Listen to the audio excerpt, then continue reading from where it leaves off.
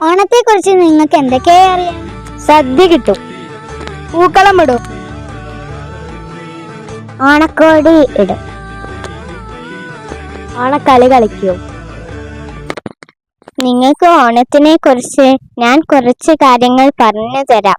കേരളീയരുടെ ദേശീയ ഉത്സവമാണ് ഓണം. ചിങ്ങമാസത്തിൽ അത്തം മുതൽ തിരുവോണ നാൾ വരെയാണ് ഓണം ആഘോഷിക്കുന്നത്. തിരുവോണ നാളിൽ മഹാബലി തമ്പുരാൻ തന്റെ പ്രജകളെ കാണാൻ വന്നെത്തും എന്നാണ് കേരളീയരുടെ വിശ്വാസം. കാണം വിറ്റും ഓണം ഉണ്ണണം എന്നാണ് പഴമൊഴി.